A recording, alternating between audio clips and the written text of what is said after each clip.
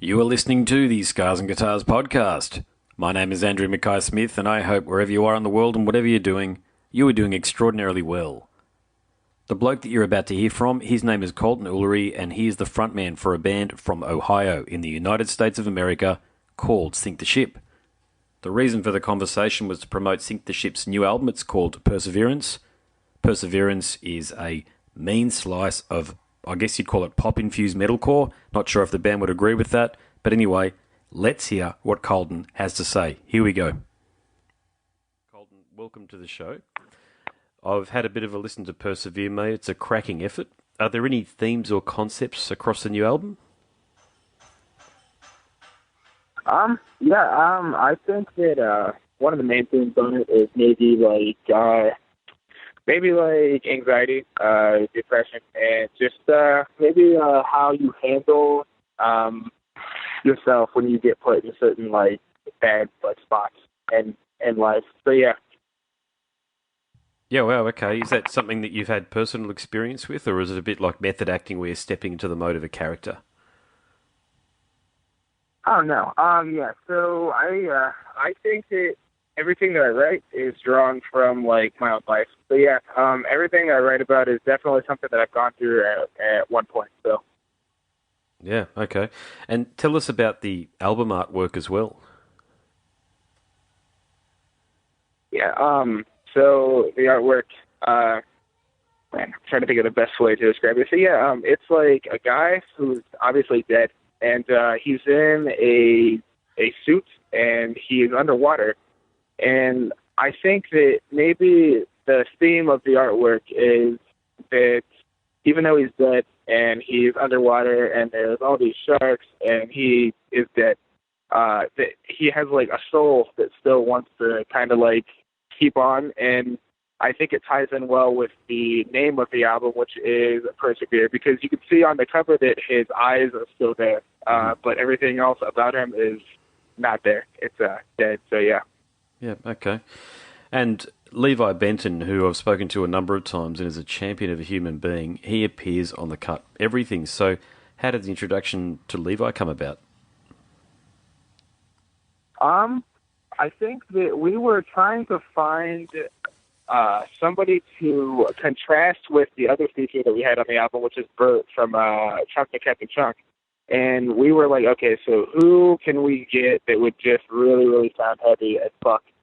And so at the end of the day, the label made a few, they made a few phone calls, and it ended up being Levi. So yeah, we thought that he would be an awesome fit for it. So that's how all that came about. Plus, he's also from Ohio, which is where we're from. So all of that was great. All of that worked out good.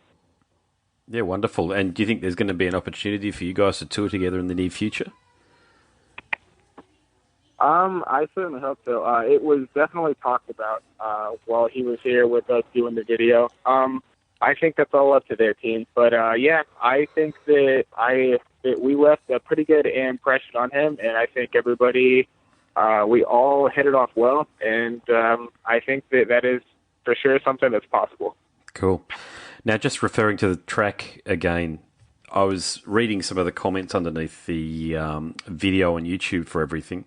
Now, a commentator one of the comments that somebody left said that Sharptone Records is getting better. So you must feel a sense of accomplishment when you receive feedback like that from people that you don't know.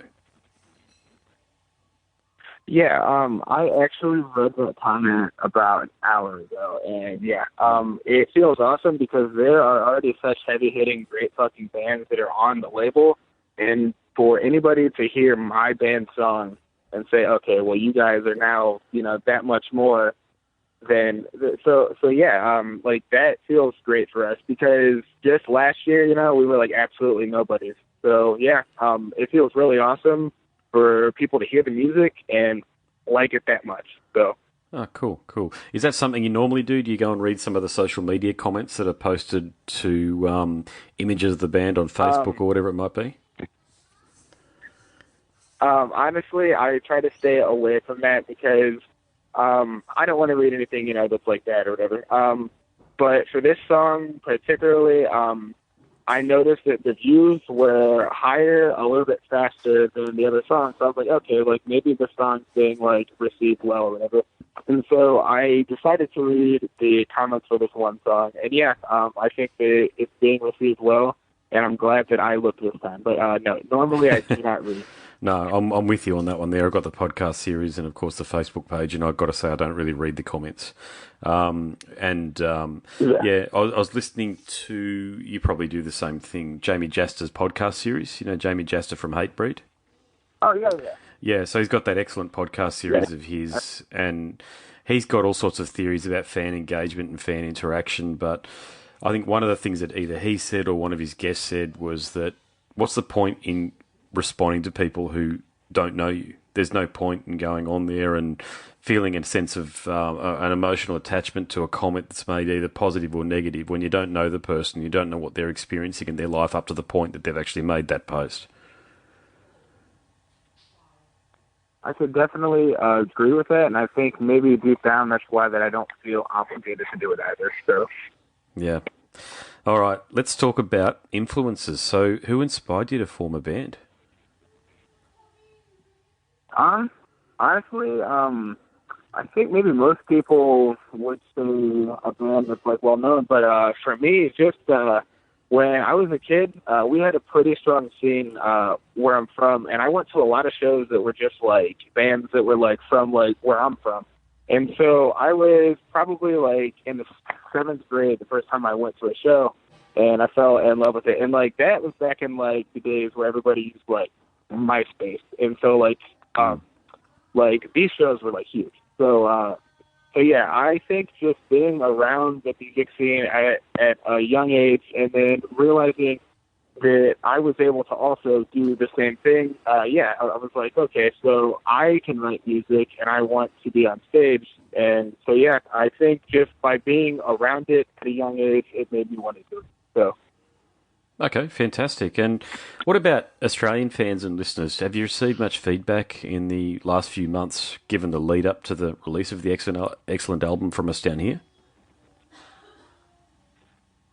Have we received feedback from like everybody, or? Oh, just Australian listeners, Australian fans. Like, do you get much feedback from people saying that they're from Australia online, that sort of thing?